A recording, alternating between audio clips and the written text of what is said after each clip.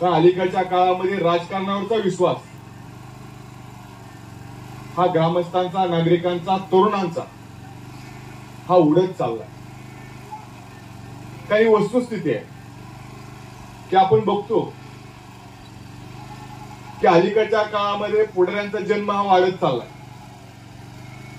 आमदार साहेब, अगोदरच्या काळामध्ये मोजकेच पुढारी असायचे त्या गावामध्ये, परंतु अलीकडच्या काळामध्ये प्रत्येक गल्लीत, प्रत्येक बोळात एक पुढारी जन्माला यायला लागला। अनेक वर्षांपासून हा रस्ता प्रलंबित होता। तालुक्यातल्या अनेक पुढाऱ्यांनी या ठिकाणी येऊन नारळ फोडली, आश्वासनं दिली, परंतु रस्ता काही झाला नाही। आणि ही फार मोठी शोकांतिका म्हणलं तर ती वावगं ठरणार नाही। का अलीकडच्या काळामध्ये राजकारणावरचा विश्वास हा ग्रामस्थांचा, नागरिकांचा, तरुणांचा हा उडत चाललाय। काही वस्तुस्थिती आहे की आपण बघतो की अलीकडच्या काळामध्ये पुढाऱ्यांचा जन्म हा वाढत चाललाय।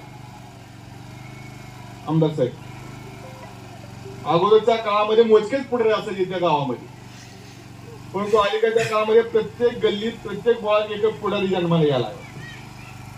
तेव्हा पुढारी व्हायचं म्हणलं तर काहीतरी आश्वासनं द्यावं लागतं, कुठे तर नारळ फोडावा लागतोय।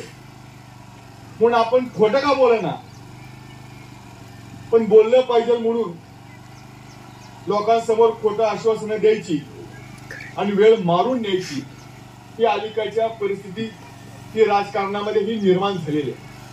तेव्हा स्वाभाविक आहे, प्रत्येक नागरिकांना, शेतकऱ्याला वाटतं किंवा नारळ फोडलाय परंतु हा रस्ता काय होणार नाही। आणि आज आपण उदाहरण बघतोय, 30-30 वर्ष झाली या रस्त्यात अनेक लोकांनी येऊन आश्वासन दिली, नारळ फोडली। मागा सावंतगुरुजींनी सांगितलं 1 किलोमीटर झाला, अर्धा किलोमीटर झाला, परंतु रस्ता काय व्हायला तयार नाही। खरोखरच मला रामदासभाई असतील, सावंत सर असतील, सज्जनाबा असतील, सागर मास्तर असतील, या तरुण कार्यकर्त्यांचं मला कौतुक करायचं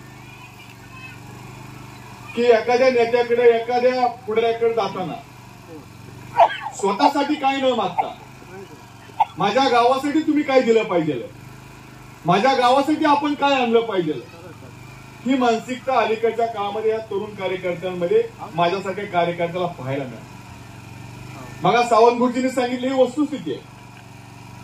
मी गणपतीच्या आरतीच्या निमित्ताने या ठिकाणी आलो, परंतु या माझ्या मित्रांनी आवर्जून या वस्तीला त्या ठिकाणी चहाच्या निमित्तानं किंवा सत्काराच्या निमित्तानं मला ते घेऊन गेले आणि जाताना मला या रस्त्याची सगळी वस्तुस्थिती त्या ठिकाणी सांगितली।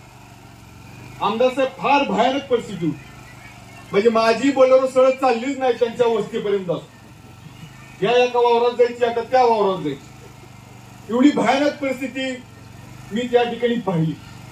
आणि खरोखरच मला सुद्धा त्या ठिकाणी विशेष वाटलं की एवढे वर्ष ही लोक गावात येतात कसे, अजून सुद्धा ही लोक शांत कशी काय।